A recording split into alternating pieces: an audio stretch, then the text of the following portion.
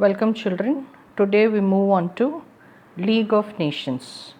So we have already discussed league means group. So when the World War came to an end, all the nations joined together and they formed a group to maintain peace. So we are going to study about that.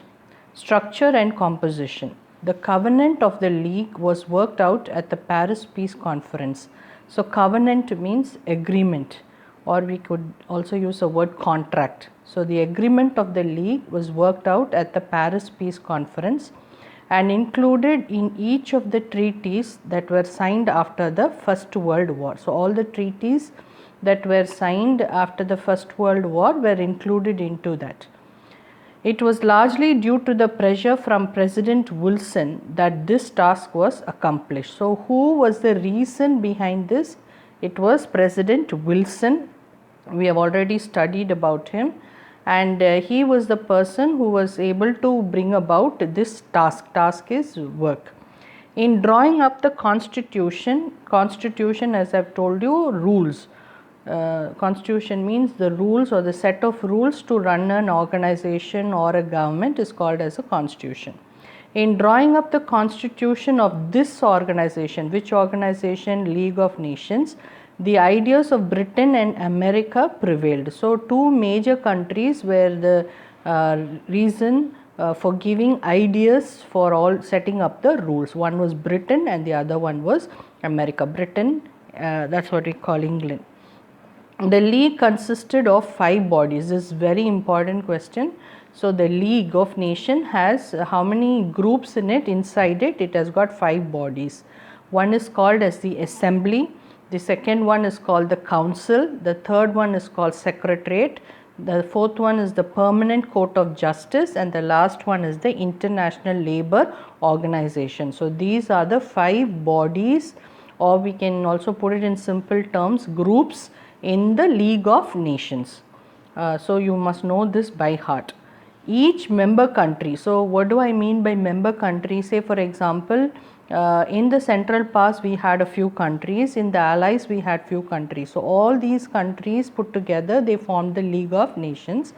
Each member country was represented in the Assembly. So if we had 10 countries there, each country will have one member appointed to the Assembly.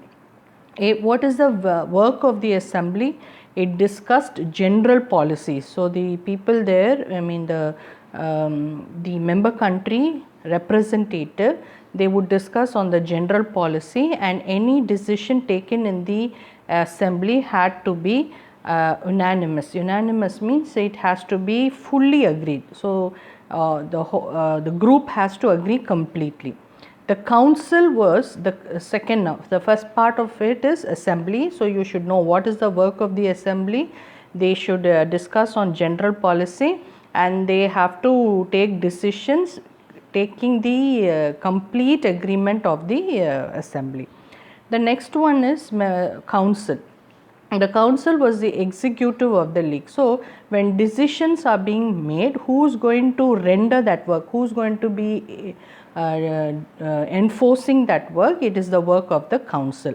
So executive, a person who executes, that is the council. So Britain, France, Italy, Japan and the United States were originally declared permanent members of the council. So though there were so many countries in the League of Nations, the council had some permanent members. One was from Britain, France, Italy, Japan and the United States. Each member had one vote, and since all decisions had to be unanimous, unanimous means completely agreed, even the small nations possess the right of veto. Now this word veto is now each member country had the right to either take in the decision or reject the decision. So the right of veto means right of rejection. So even the small country, if they don't agree to that council or the Assembly decision, they can say against it. So they had that power. The third one is the Secretariat. The Secretariat of the League of Nations was located at Geneva. So, this is again another important body which is called as the Secretariat. Where was this located? At Geneva. Its first Secretary General was Sir Eric Drummond from Britain. So, first Secretary General was from Britain. The staff of the Secretariat was appointed by the Secretary General in consultation with the Council. So, anybody who is going to be appointed into the Secretariat should be appointed by whom? By this Secretary General. He has to consult with the Council of countries. Next one, the International Court of Justice. So, International Court of Justice, we learned the Permanent Court of Justice was set up in Hague. This is also a 1-mark question. The court was made up of 15 judges. So, the International Court of Justice had how many judges? 15 judges. The International Labour Organization, which is the 5th one, comprised a secretariat and general conference which included 4 representatives from each country. So, International Labour Organization, as we already know, labours are no one but workers. So, already there was a lot of issue for workers. So, there was an International Labour Organization who was in that organization a secretariat, and they had 4 representatives from each country. And the next, objectives of the league. Objectives means what was the aim of the league? Objectives. The twofold objectives or the aims of the League of Nations, first one was to avoid war. So, the main purpose of creating this league was to avoid war and maintain peace in the world. Second one was to promote international cooperation. So, they are supposed to promote means develop international cooperation in economic as well as social affairs. So, these were the 2 objectives of the league. This is also another important question. The league intended to act as conciliator and arbitrator. So, conciliator means the country which mediates, which talks between 2 countries is called as a conciliator, or we call them as a mediator. Arbitrator is a group which will settle disputes. So, that is an arbitrator. So, what is the work of the league? They should mediate between 2 countries if they are getting ready for a war, or they should settle disputes between 2 countries and thereby resolve a dispute in its early stages. Disputes means fights. If wars should break out, so even after League of Nations tried to solve that fight between nations, even if they are not happy with it and they want to break up a war, despite arbitration, arbitration is to settle disputes, the members should apply sanction. Sanction means they should get permission to the aggressor. Aggressor is the person who attacks first. So, they have to get the permission. First, what kind of permission they must get? They must get economic permission as well as military permission. The difficulty in achieving the objectives was increased from the beginning by the absence of 3 great powers, namely USA did not become a member, Germany a defeated nation, and Russia. So, even though it had these objectives, there was like in the beginning there was a lot of problems because 3 great powers were not there in the League of Nations initially. One was USA, it did not become a member of the League of Nations. Germany was not much involved because it was a defeated nation, because the country which was defeated in First World War was Germany, and also Russia. The latter, that means Germany and Russia, joined in 1926 and 1934. So, Germany joined in the League of Nations in 1926 and the other Russia in 1934. While Germany again resigned in 1933. So, it joined in 1926 and it resigned, it left League of Nations in 1933. Russia was expelled, expelled means was thrown out by the League of Nations in 1939. Activities of the League. Activities is what are the things the League did. The League was called in to settle a number of disputes. You must know the word dispute is fights between 1920 to 1925. So, the main objective of the League of Nations was to settle disputes. The League was successful in 3 issues between that year 1920 to 1925. If you see, 3 major issues it was able to solve. In 1920, a dispute arose between Sweden and Finland. So, 2 countries, Sweden and Finland, they were fighting for what? Over the sovereignty of the Åland Island. So, they were, sovereignty is supreme power. Who's having power over the Åland Island? These 2 countries were fighting, Sweden and Finland. The League ruled that. So, the League was able to solve that the island should go to Finland. So, the League of Nations, so it settled the dispute and it said that the Åland Island should go to Finland. In the following year, that is in 1921, the League was asked to settle the frontier. Frontier is like the compound, the boundary between Poland and Germany in Upper Silesia. So, the next one was there was a frontier boundary fight between Poland and Germany, in which part is Upper Silesia, and this was also solved successfully by the League of Nations. The third dispute was between Greece and Bulgaria in 1925. So, Greece, what happened is it went for a fight, invaded, it went to fight with Bulgaria, and the League ordered a ceasefire. Ceasefire is it temporarily it suspended that, okay. And after investigation, so after all that investigation, it blamed Greece and decided that Greece was to pay reparations. So, after investigating all those sources, the League of Nations said Greece was to be blamed for it went to war with Bulgaria, and they decided that Greece should pay some war penalty. Thus, the League has been successful until signing the Locarno Treaty in 1925. So, from 1920 to 1925, it was League of Nations was absolutely working fine, but after it signed the treaty called as the Locarno Treaty 1925, it slowly went down. By this treaty, what is this? Germany, France, Belgium, Great Britain and Italy mutually guaranteed peace in Western Europe. So, mutually means with consenting. They understood among themselves and they said they will maintain peace in Western Europe.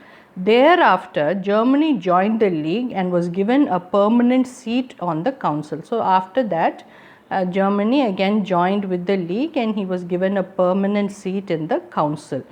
After 2 years, the US and Russia began to participate in the non-political activities of the League. Now, what happened here is, 2 major powers, US and Russia, they started to intervene, they started to participate in the non-political activities, not in the political activities, but non-political activities of the League. So, that was one of the major problems now.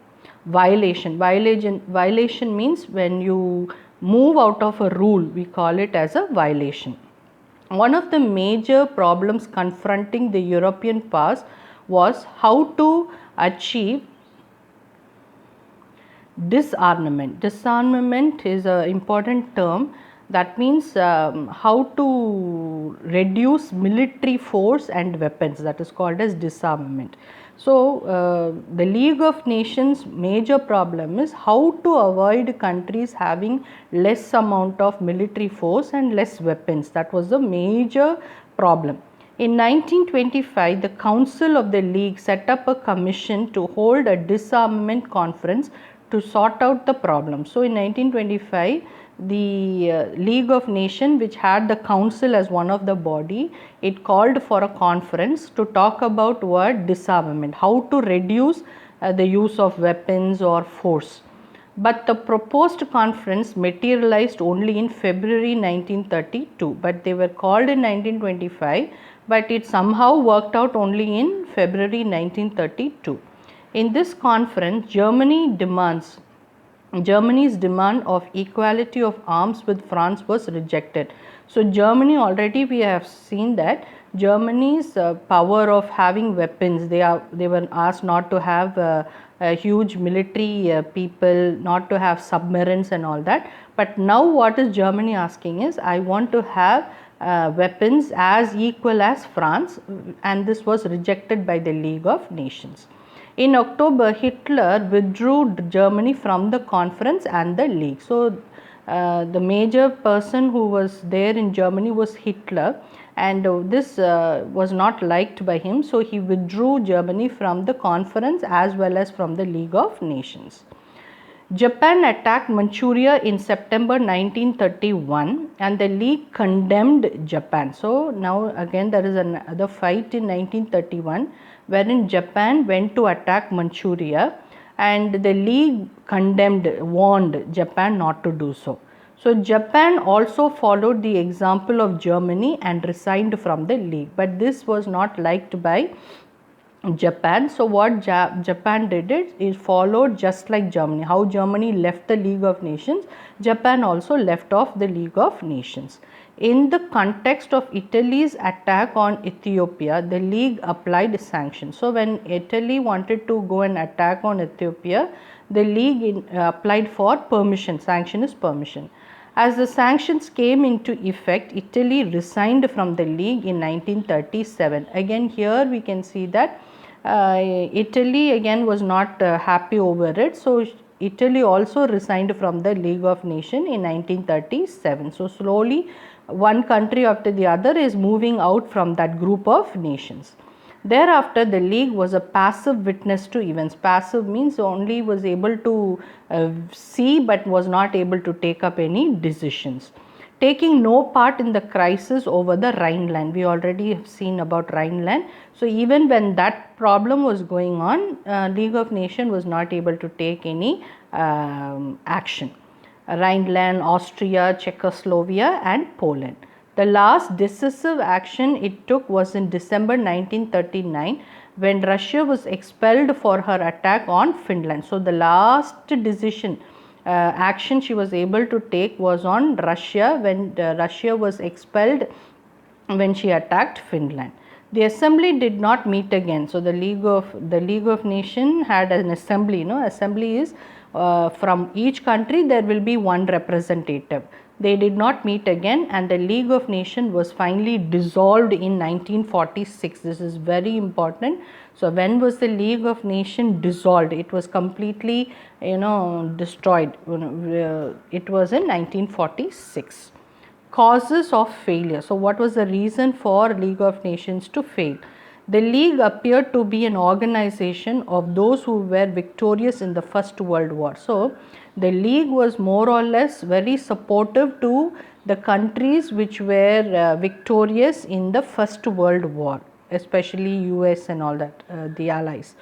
Though it had a worldwide membership, it became very much the center of European diplomacy. So, the League of Nations was found in all the countries, but still the European countries had supreme power. So, diplomacy is like a central power, a supreme power.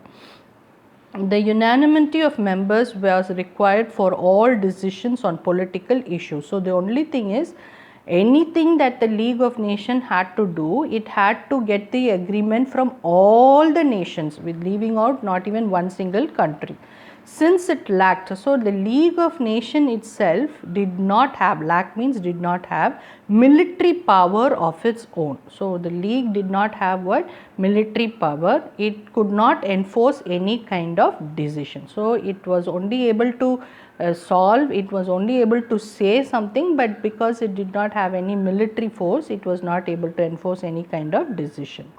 The founders of this peace organization underestimated the power of nationalism. So, the founders who created this League of Nations, especially now we saw Wilson was a particular person, they did not understand the power of nationalism. They underestimated, they did not take nationalism to that higher level.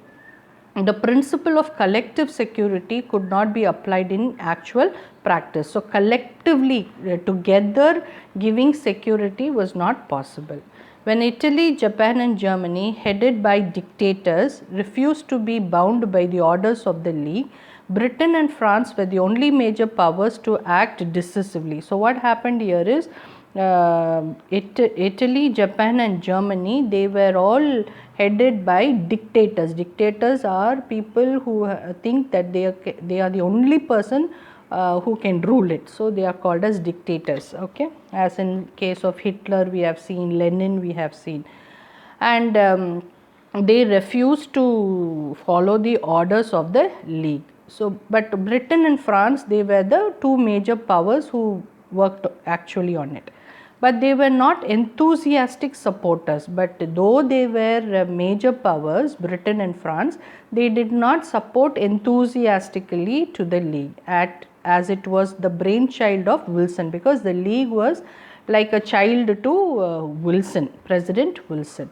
who could not even convince his country to join the League. Why even US was not there? Because even President Wilson was not able to convince his country US to join the League. So that was one major problem. Though he was the person to create the League, he was not able to make his country join the League. So eventually that was the major drawback of the failure of the League of Nations. So go through this, and this is again a very important part of the lesson. So just go through it as much as possible.